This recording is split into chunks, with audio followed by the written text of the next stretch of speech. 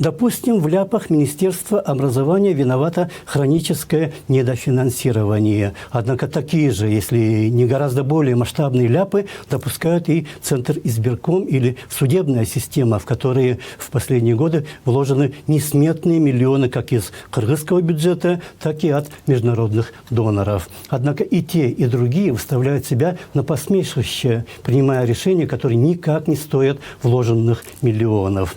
ЦИК проиграл 2 суда 2 партиям после принятия решений об отстранении их от выборов. Однако привел при этом такие смехотворные доводы, что их могли опровергнуть даже школьники, обучающиеся по унылым видеоурокам. В январе 2019 года, когда вступали в силу новые кодексы, депутат парламента Мухтабек Абдулдаев, обращаясь к председателю Верховного суда Гульбаре Калиевой, назвал такое поведение детским, что вполне применимо и к другим государственным структурам.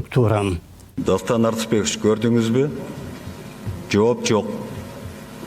Дастан Арисбекович, видите, ответа нет. Ни одного пункта объяснить не могут. Какие организационные работы ведутся? Так может отвечать даже ученица 10 класса.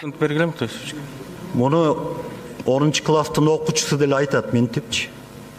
И подобная детская болезнь левизны, только с обратным знаком, пышно расцветает во всех государственных учреждениях страны. Если Ленин говорил о чрезмерной радикальности левых коммунистов, которые оказывались святее самого папы и толкали партии на путь авантюризма, отказываясь от сотрудничества даже с профсоюзами или легитимными парламентами, отвергая какие бы то ни было компромиссы, то наши нынешние госструктуры чуть ли не отказываются вообще от любой деятельности.